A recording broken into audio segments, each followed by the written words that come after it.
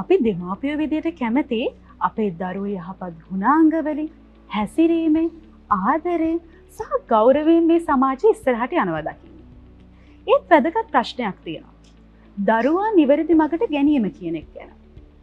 ඉතින් අද අපි කතා කරන්න කැමති දරුවාට නිවැරදිව දඬුවම් කිරීම කියන එක ගැන.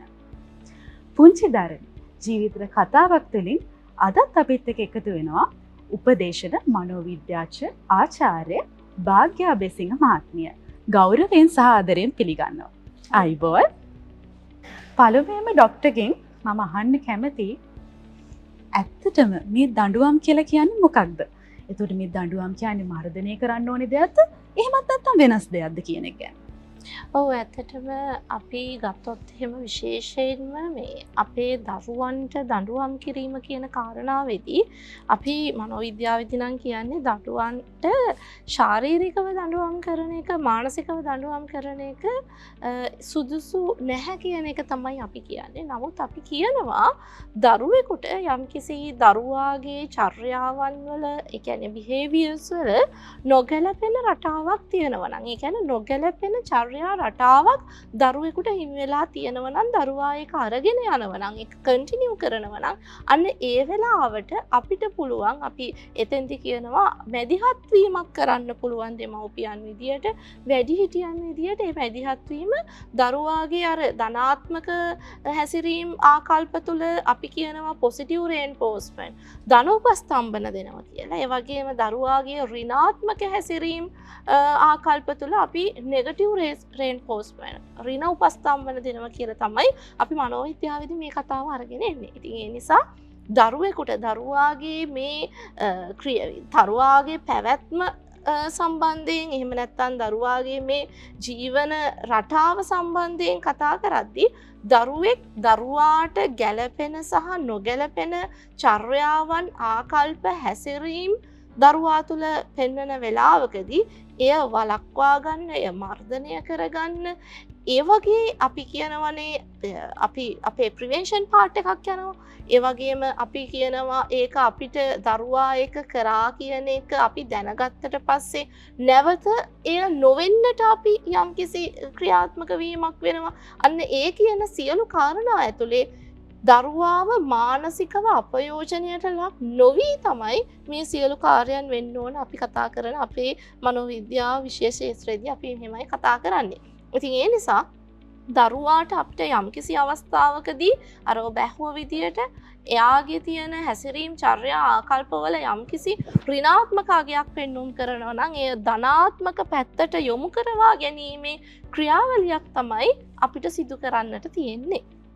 ඩොක්ටර් ඒ වගේම මම දැකලා තියෙනවා මම හිතනවා ඩොක්ටර්ත් එක්ක එකඟ වෙයි කියලා සමහර වෙලාවල් වලට අපි දකිනවා දෙමාපියෝ ඇත්තටම දරුවෙක් වැරැද්දක් කරද්දි ඒක අපිට හිතනවා බලන් ඉද්දි මේ දරුවාට මේ දඬුවමක් කරොත් මේ දරුවා මේක ඉදිරියට කරන්නේ නැති වෙයි. හැබැයි අපි දකිනවා සමහර වෙලාවට දෙමාපියෝ ඒක නොදැක්කාසේ බලාගෙන ඉන්නවා. හැබැයි සමහර වෙලාවට සමහර දෙමාපියෝ ඉන්නවා ඉතා සුළු වැරදි වලට පවා ඒගොල්ලන්ට දැඩි දඬුවම් දෙනවා. ඉතින් මං හිතනවා දෙමව්පියෝ විදියට ඒගොල්ලන්ට දැනුවත්කමක් නැතුව ඇති. කොහොමද? කොයි වෙලාවටද මේ දඬුවම් කරන්න ඕනේ? ඒතර මොන වගේ වෙලාවල් වලටද දඬුවම් කරන්න ඕනේ කියන ප්‍රශ්නයක් මං හිතනවා දෙමව්පියන්ට තියෙනවා කියලා. ඔව් ඒකට මම මෙහෙම ප්‍රවේශයක් ගන්නම් ශාදී. මොකද අපි කතා කරනවා දෙමාපියකරණයේදී අධිආරක්ෂිත දෙමාපිය රටාව සහ නොසලකා හරින ලද දෙමාපිය රටාව කියලා දෙමාපිය රටාවන් දෙකක් ගැන. එතකොට ඔය අධිආරක්ෂිත දෙමාපිය රටාවේදී තමයි දරුවෙකුට මේ චූටි පුංචි අතපසු වීමක් පවා මහා ලොකු වරදක් කරලා ඒ වැරැද්දට දරුවන්ට දඬුවම් කරන දෙමාපියන් ඉන්නේ. ඕනවට වඩා පරිස්සම් කළා, ඕනවට වඩා හැම දෙයකටම ඇඟිලි ගහලා අනවශ්‍ය විදියට දරුවන්ට බලපෑම් කරනවා මේ අධිආරක්ෂක දෙමව්පිය රටාවේ ඉන්නකොට. ඒ වගේම තමයි නොසලකා හරින ලද දෙමව්පිය රටාවේ ඉන්නකොට දරුවා මොන වැරැද්ද කරත් ඒක දැක්කේ නෑ වගේ ඉන්නවා. ඒක නොසලකා හරිනවා, වැරැද්දක් කරනවා කියන එක වැරැද්දක් කරා කියන එක පිළිගන්නේ නැතුව ඉන්නවා. ඉතින් ඒ වගේ නොසලකා හරින ලද දෙමව්පිය රටාවේ ඉන්න දෙමව්පියනුත් ඉන්නවා. ඉතින් අපි යෝජනා කරන්නේ හැම වෙලාවෙම අපේ දෙමව්පියන්ට මේ පොසිටිව් පේරන්ටින් තුළ ධනාත්මක දෙමාපියකරණය තුළ අපි හැම වෙලාවෙම කියන්නේ දරුවගේ යම්කිසි වැරැද්දක් දකින තැනදී ඒක සැබවින්ම වැරැද්දක් නම් මොකද සමහර වෙලාවට තියෙනවා ශාදී දෙමව්පියෝ වැරැද්ද විදියට දැක්කට ඇත්තටම ළමයා වරදක් කළා නෑ. දෙමව්පියන්ගේ චින්තන රටාව තුළ දෙමව්පියන්ගේ ආකල්පමය රටාව තුළ තමයි දරුවා වැරදි කියලා පේන්නේ. හැබැයි ඇත්තටම දරුවා වරදක් කළා නෑ.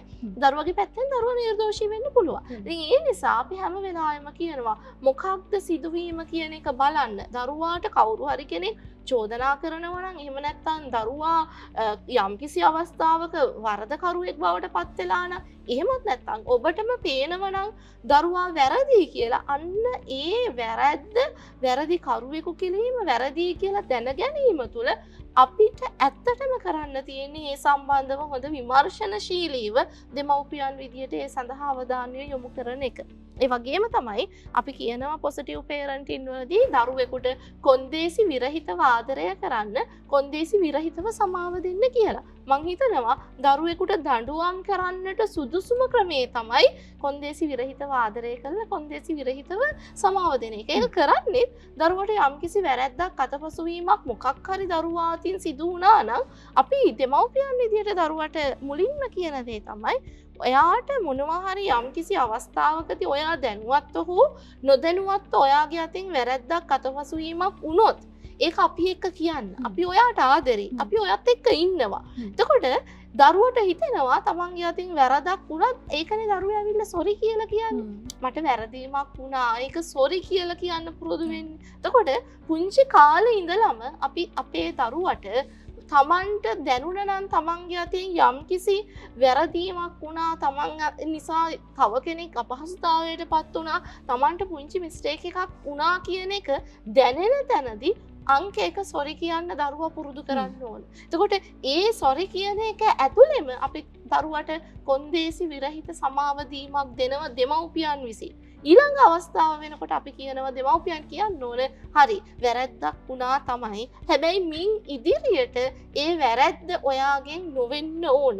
ඒ වැරැද්ද නොවෙන්න නම් ඔයාගේ ළඟ මෙන්න මේ වගේ ගුණාංග තියෙන්න ඕන කියන එක අපි ඔය කියන පොසිටිව් පේරන්ටින් වලදී කතා වෙනවා. ඉතාම වැදගත් කරුණක් කියවුණා. මේ thank you කියලා කියන පොඩි වචනයකට ලොකු අදහසක් තියෙනවා. ඒ ලොකු වෙනසක් කරන්න පුළුවන්. ඉතින් පොඩි කාලේ ඉඳන්ම thank you, sorry කියන වචන භාවිතා කරන්න පුළුවන් නම් ළමයෙක්ට ඒක ගොඩක් වටිනවා කියන එක තමයි ડોක්ටර් පැහැදිලි කරේ. ඒ වගේම පුංචි දරණි ජීවිතේට කතාවක් අපිව නරඹන අපේ ආදරණීය අම්මා කෙනෙක් අපිට ප්‍රශ්න යොමු කරලා තියෙනවා. ඒ තෝරාගත් ප්‍රශ්න කීපයක් අතරින් අපි එක ප්‍රශ්නයක් ડોක්ටර් දැන් යොමු කරනවා. ඉතින් ડોක්ටර් මේ අම්මා කියලා තියෙනවා මට වයස අවුරුදු 42යි. මට වයස අවුරුදු 10ක පොඩි පුතෙක් ඉන්නවා. ඇත්තටම කිව්වොත් මගේ බබා හරිම හිතුවක්කාරයි. හැබැයි එයා හරිම දක්ෂ බුද්ධිමත් දරුවෙක්. එයා කොහේ හරි ගියාම මොකක් හරි දැක්කොත් ඒක අරන් දෙනකම්ම මට කෑ ගහනවා. සමහර වෙලාවට මට අතත් උස්සනවා. එයාට ඕනේ කොහොම හරි ඒක කරන්න. මට ලැජ්ජයි අපේ නෑදෑ ගෙවල් වල එක්කන් යන්න. එයාලා කියනවා දරුවා හදාගන්න දන්නේ නැහැ කියලා. හරි හිතුවක්කාරයි කියලා. හස්බන්ඩ්ත් සමහර වෙලාවල් වලට මට කෑ ගහනවා බබා දඟ වැඩි කියලා. ඇත්තටම මට බයයි මෙයා ලොකු වෙද්දි කොහොම හැදෙයිද? ඇත්තටම මම මොකද්ද කරන්න ඕනේ ડોක්ටර් කියලා ડોක්ටර්ට මේ ප්‍රශ්නේ යොමු කරලා තියෙනවා. ඔව් පළවෙනිම කාරණාව තමයි දැන් අම්මට තේරෙනවා නම් දැන් මේ දරුවා out of control. එයාගේ පාලනයෙන් මිදිලා තියෙන්නේ. ඒ කියන්නේ දැන් සමහර වෙලාවට අපි දන්නවා අම්මලා වචන පාවිච්චි කරන්නේ නැතුව ඇස් දෙක දිහා බැලුවාම ඇති දරුවා control වෙන අවස්ථා තියෙනවා. ඒ දඬුවම් කළා නෙමෙයි. ළමයා දන්නවා ළමයා මොකක් හරි ක්‍රියාවක් කරනවා නම් නම් ඒ දිහා අම්මා ඇස් දෙක ලොකු කරලා බලපු ගමන්ම මේ කියන්නේ මට මේක කරන්න එපා කියලා. මම මේක නොකළ යුතු දෙයක් කියන එක. ඒ හින්දා දරුවට මේ සම්බන්ධව දැන් මේ අම්මා කියන විදියට අම්මා කියන කිසිම දෙයක් දරුවා අහන්නේ නැති කතාවක් තමයි හිතුවක්කාරයි කියලා තමයි කියන්නේ. නමුත් මේ දරුවා මේ තත්වයට පත් වෙන්න කලින් එකපාරම ওই තත්වයට එන්නේ නැහැ. පුංචි පුංචි මූලික අවස්ථා මුලදී මේක දැනෙනවා. පොඩ තමයි මේක වර්ධනය වෙන්නේ. ඉතින් දැන් මේ අම්මා කියන විදියට එයා කියන දෙයක් අහන්නෙම නැති තත්ත්වයට ඇවිල්ලා නම් මගේ යෝජනාව නම් හොඳම දේ ඔබ සුදුසුකම්ලත් වෘත්තීය වේදිකයෙකුගේ සහාය ලබා ගන්න.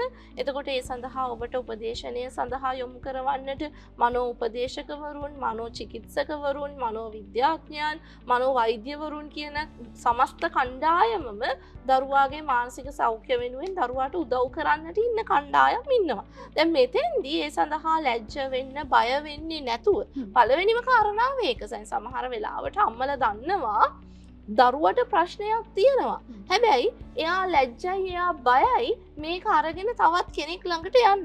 ඉතින් ඒ හින්දා මගේ යෝජනාව නම් අපිට දැනෙනවා නම් දැන් ඉන්නේ දරුවා අපි කියන දේ අහන මට්ටමක නෙවෙයි කියලා අපි සමහර විට කොතරම් උත්සාහ කරත් අම්මගේ ක්‍රමයට මේක හදාගන්න බැරි වෙන්න පුළුවන්. එතකොට අර ඒ සඳහා සුදුසුකම්ලත් උපදේශකවරයෙකුගේ සහාය ලබා ගන්නකොට ඒ උපදේශන ක්‍රියාවලිය තුළ කොහොමද අම්මගේ හැසිරීම වෙනස් වෙන්න ඕන, අම්මා මොන වගේ දේවල් ඒ වගේ වෙලාවට කරන්න ඕන, අම්මට මොනවද තව දුරටත් ඒ දරුවාගේ චර්යාමය වෙනස්කම් වෙනුවෙන් කරන්න පුළුවන්. එතකොට එයාගේ ධනාත්මක චර්යාවන් වලදී කොහොමද ධනාත්මක ඇගයුම් දෙන්නේ, එයාගේ ඍණාත්මක චර්යාවන් වලදී කොහොමද ඍණාත්මක ඇගයුම් දෙන්නේ. දැන් ඔය කියන විදිහට මේ දරුවට යමක් තේරෙන වයසක ඉන්න දරුවේ.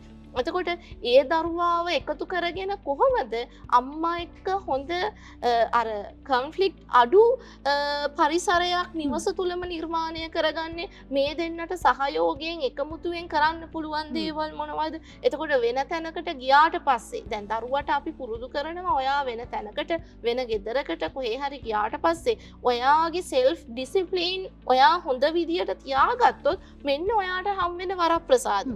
එතකොට ඔයා එහෙම නොවුනොතින් මෙන්න ඔයාට අහිමි වන වරප්‍රසාද කියන එක අම්මවයි දරුවයි දෙන්නම පුහුණු කරවීමේ හැකියාවක් මේ සඳහා සුදුසුකම්ලත් වෘත්තීය වේදීන්ට තියෙනවා. ඒ වගේම දරුවා අර කියන්නේ උපදේශකවරුන්ගේ, චිකිත්සකවරුන්ගේ සීමාවෙනුත් එහාට ගිහිල්ලා අසාමාන්‍ය හැසිරීම් රටාවක් පෙන්වුම් කරනවා නම් අනිවාර්යයෙන්ම මනෝවෛද්‍යවරයෙකුට යොමු කරවන්න පුළුවන්. එතකොට ඒ සඳහා මනෝවෛද්‍යවරුන් දරුවාගේ කන්ඩිෂන් එක මොකක්ද කියන එක ඩයග්නෝස් කරලා ඒ සඳහා අවශ්‍ය කරන ඖෂධ ප්‍රතිකාර ලබා දීමේ ක්‍රියාවලිය ඔවුන් විසින් සිදු කරනවා දරුවගේ හැසිරීම සම්බන්ධව. ඒ වගේම මේ තුල පීඩනයට පත් වෙලා ඉන්න අම්මා, දැන් මේ කතා කරන අම්මත් ලොකු ප්‍රෙෂරයකගෙන ඉන්නේ. එතකොට අම්මා සමහර විට අම්මගේ ප්‍රෙෂරයක නිසා දරුවා වරදක් නොකරන අවස්ථාවක වුණත් අර පුරුද්දට මෙයා වරදක් කරානේ, මෙයා වැරදීනේ කියන ඒ මනෝභාවය අම්මට එන්න පුළුවන්. ඒ නිසා අම්මටත් රිලැක්ස් වෙන්න පුළුවන් සහ අම්මටත් මේ වගේ අවස්ථාවකදී මොකක්ද අපිට කරන්න පුළුවන් දේ කියන එක අවබෝධ කරගන්නත් මං හිතනවා හොඳම දේ තමයි අය ප්‍රශ්නය යොමු කරලා තියෙන්නේ මොකක්ද කරන්න කියලා අහලා. මගේ යෝජනාව ඒ සඳහා සුදුසුකම්ලත් වෘත්තීය වේදිකයෙක් ළඟට යන්න. එතකොට ඔබට තව දුරටත් මේ අපිට යොමු කරාටත් වඩා තව විස්තර කළා ඔබට කතා කරන්න අවස්ථාව තියෙයි. ඒ තුලින් ඔබට පුළුවන් දරුවා සහ ඔබ කියන දෙදෙනාටම මානසික සහනයක් ලබා ගන්න. එතකොට සරලව කිව්වොත් එහෙම මෙවැනි තත්ත්වයකදී කලබල වෙන්න, ඉක්මන් වෙන්න, කේන්ති ගන්න එපා කියලා තමයි දෙමව්පියන් වෙන ඔබට කියන්නට තියෙන්නේ. මට ඩොක්ටර් කියපු කතාවේදී තේරුණේ මොකද දැන් ඒ ප්‍රශ්නේ යොමු කරලා තියෙන අම්මා කෙනෙක්නේ. ඒතර අම්මා කියනවා ස්වාමිපුරුෂයාත් බයයි බනිනවා ඒ වගේ දරුවා දඟ වැඩ කරද්දි කියන එක. ඉතින් මං හිතන්නේ දෙමව්පියෝ විදියට දෙදෙනාගේම යුතුයකමක් සහ වගකීමක් තමයි දරුවාට සමීප වෙලා දරුවා එක්ක ඉන්න එක. මේ පුංචි දරණී ජීවිතේ කතාවක් වැඩසටහන නරඹන දෙමව්පියෝගේ ප්‍රශ්නත් අපි ඒ අතරේදී යොමු කරනවා ડોක්ටර්ට. ඉතින් අන්තිමට මම දැනගන්න කැමති මේ නිවැරදිව දඬුවම් කිරීම කියන එක ගැනනේ අපි කතා කරන්නේ. ඉතින් අපි දඬුවම් කියන දේ අහුවම අපි වුණත් පොඩි කාලේ අපි දඬුවම් ලබලා තියෙනවා. එතකොට අපි ඒ වලින් හැදිච්ච අවස්ථා තමයි බොහොමයක් තියෙන්නේ. ඒක වැඩිහිටි කෙනෙක් වෙද්දි තමයි තේරුම් ගන්න යන්නේ අපිට දෙමව්පියෝ මේ දඬුවම් කරපු නිසා නේද අපි ඒ වැරද්ද අත්හැරගත්තේ කියලා. ඉතින් මේ නිවැරදිව දඬුවම් කිරීම ගැන තමයි අද ඩොක්ටර් අපිට පැහැදිලි කරන්නේ. ඉතින් ඒවා කොහොමද මේ දරුවාගේ දිගුකාලීන ජීවිතයට බලපාන්නේ කියන එක ගැන තමයි මම ඊළඟට ඩොක්ටර්ගෙන් අහන්නේ. ඩොක්ටර්ගේ අදහස අපිත් එක්ක බෙදා ගන්න. ඔව් ඇත්තටම මේකෙදි විශාල වශයෙන් අපි වර්තමානයේදී දකින ප්‍රශ්නයක් වෙලා තියෙන්නේ මේ දරුවන්ට දඬුවම් කිරීම තුළ ඇත්තටම වෙලා තියෙන්නේ දරුවන් අපයෝජනයට ලක්වීම කියලා තමයි මට මගේ තියෙන සායනික අත්දැකීම් වලින් කියන්න තියෙන්නේ. මොකද දරුවෙකුට යම්කිසි නොගැලපෙන ඍණාත්මක හැසිරීම් චර්යා ආකල්ප රටාවක් තියෙනවා නම් අපිට පුළුවන් ඒක වෙනස් කරවා ගැනීමට දෙමව්පියන් විදිහට සාධනීය ධනාත්මක මැදිහත් වීමක් කළා ඒ සඳහා දරුවට සහයෝගය දෙන්න. හැබැයි ඔය දඬුවම කියන අතරේදී මම දකින දේ තමයි ළමා අපයෝජන කියන කාරණාව. මොකද දරුවා කායිකව අපයෝජනයට ලක් වෙනවා, මානසිකව අපයෝජනයට ලක් වෙනවා, ලිංගික අපයෝජනයට ලක් වෙනවා, නොසලකා හැරීමට ලක් වෙනවා. ඔය හතරම ළමා අපයෝජනයට අයිති. මම හිතනවා වැඩිපුරම දරුවට ඔය නොසලකා හැරීම කියන එක නිවස තුල වීම සහ දරුවා කායිකව මානසිකව අපයෝජනයට ලක්වීම තුළ තමයි දරුවා දැඩි දඩුවම් ලබන්නේ. මොකද සමහර වෙලාවට සමහර දරුවන්ට ඒ ලැබෙන අත්දැකීම තුළ අනාගතයේදී වැඩිහිටියෙක් විදියට ඒ දරුවාගේ වැඩිහිටි පෞරුෂය බොහෝ පෞරුෂ අක්‍රමිකතාවයන් වෙන්න පුළුවන්. සමහර දරුවෝ අපිට මුණ ගැහෙනවා ඇත්තටම ඒ දරුවන්ට තියෙන childhood trauma එකක් වෙලා තියෙන්නේ දරුවන්ට මේ ළමා කාලයේදී ලැබුණු අමිහිරි අත්දැකීම් අමිහිරි දඬුවම් දරුවන් දෙමව්පියන්ගෙන් ඈත් වෙන්න දුරස් වෙන්න හේතුවක් වෙලා තියෙන්නේ මේ දඬුවම් රටාව. ඒ නිසා හොඳම දේ තමයි දැන් දරුවන්ගේ අනාගතයට යහපතක් වෙන්නනේ අපේ අම්මලා තාත්තලා හැමදේම කරනවා කියලා කියන්නේ. එහෙමනම් දරුවාගේ අනාගතයට අයහපතක් නොවන විදියට දරුවාගේ හැසිරීම් චර්යාවන් ආකල්ප නිවැරදි විදියට ගලපා ගන්නට තමයි අපි මේ දඬුවම් කියන එක යොදා ගන්න ඕන. ඇත්තටම දඬුවම් කියන වචනයට වඩා අපි මෙතෙන්දී අපේ විෂය ඇතුළතදී අපි භාවිතා කරන්නේ ධන උපස්තම්භන කියන එක. එතකොට ධන උපස්තම්භන සහ ඍණ උපස්තම්භන positive reinforcement and negative reinforcements වලින් තමයි දරුවෙකුට මේ කියන සහයෝගය අපිට ලබා දෙන්න පුළුවන් වෙන්නේ. එතෙන්දී අපේ අර ඉස්සර අපේ අම්මලා තාත්තලා කියන කතාවක් තියෙනවනේ මේ නොගහ හදන දරුවා ඒ කියන්නේ හැදි නොගා හදන මොද්දයි වැඩක් නැහැ කියලා. ඒක ඇත්තටම වැරදි කතාවක්. මේ දඬුවම් කිරීම ගහනවා කියන එක අරගෙන එන්න එදා ඉඳන් අරගෙන ආපු කතාව වෙනස් වෙලා තමයි අපේ අය මේ භාවිතා කළ දරුවට ගහන්න නැතුව හදන්න බෑ කියලා කියන්නේ. හැබැයි ගහලා නෙමෙයි එතන කියන්නේ නොබලා හදන දරුවයි හැදි නොගා හදන මුද්දයි වැඩක් නැහැ කියලා තමයි ඒ අතීතයේ කියන්නේ. ඒ කියන්නේ දරුවාව හොඳින් බලන්න දරුවට ගහන්න කියන එක නෙමෙයි කියන්නේ. එතකොට අපේ දෙමව්පියෝ හිතාගෙන ඉන්නවා නම් ගහලා බැනලා දරුවෙක් හදන්න පුළුවන් කියලා. අන්න එතන තමයි අපේ දෙමව්පියන්ට වරදින තැන. නොබලා දරුවෙක් හැදුවොත් තමයි මේ ප්‍රශ්නේ ඇති වෙන්නේ. බලනවා කියන එකෙත් විවිධ පැති තියෙනවා. එතකොට දරුවාගේ කායික සෞඛ්‍ය වගේම මානසික සෞඛ්‍ය ගැන අපිට බලන්න වෙනවා. එතකොට දරුවාගේ බුද්ධි සංවර්ධනය සඳහා අවශ්‍ය වෙන සියලුම කොටස් වල දරුවා පියවරෙන් පියවරට යනකොට ඒ හැම කොටසකටම දරුවාගේ දෙමව්පියන් විසින් යොමු විය යුතු බලපෑමක් අවධානයක් ඒ සඳහා යොමුවීමක් තියෙනවා. අන්න ඒ දෙමාපිය කොටස අපිට හරි විදියට ගලප ගන්න පුළුවන් නම් අවශ්‍ය තැනදී වැදගත්ම දේ තමයි දරුවෙක් වැරැද්දක් කරනවා නම් ඒක නෑ මගේ ළමයා වැරදි කරන්නේ නෑ කියලා අනිත් මිනිස්සු ඉදිරියේ දරුවා වැරැද්ද කරන අවස්ථාවේදී දරුවා නිවැරදි කරන්න යන එක නෙවෙයි. දරුවා අතින් වැරැද්දක් වුණා නම් ඒ වැරැද්ද නැවත නොවෙන්න ඔව් දරුවා අතින් වරදක් වෙලා තියෙනවා. ඒක එයාගේ නොදැනුවත්කම නිසා හරි එයා ඒක දැනුවත්ව කරලා හරි වෙන්න පුළුවන්. නමුත් ඉන් ඉදිරියට මේ වැරැද්ද නොවෙන්නට දරුවා එක්ක මේ සම්බන්ධව බොහොම විවෘතව සාකච්ඡා කරලා. ඒ කියන්නේ දඬුවම් මානසිකත්වයකින් නෙවෙයි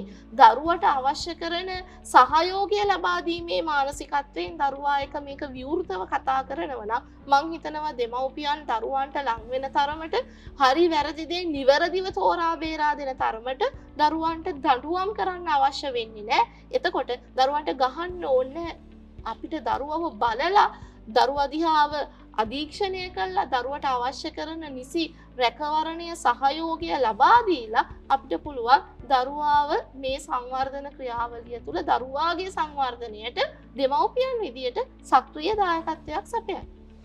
ඔව් ඩොක්ටර් මං හිතන්නේ වැඩිහිටියෝ විදියට අපි මේ දඬුවම් කියන වචනේ අර්ථයත් හරියට නොදන්න ඉන්න එක තමයි මේකට ලොකුම ප්‍රශ්නේ වෙලා ඇත්තේ. මොකද දෙමව්පිය විදියට දැනගන්න ඕනේ දඬුවම් කියන්නේ අතපය උස්සන ගහන එකම නෙමෙයි. දඬුවම් දෙන්න විවිධ ක්‍රම තියෙනවා ඩොක්ටර් කිව්වා වගේ. ඉතින් ඒත් එක්කම තමන් වැරද්දක් කරා කියලා පිළිගන්න පුරුදු කරන එකම ලොකුම ගුණාංගයක් පොඩි කාලේ ඉඳන්. ඉතින් ඒක අපේ සමාජයේ ඉදිරියේදී යහපත් පුරවැසියෙක් වෙන්න බොහෝ ඉවහල් වෙනවා.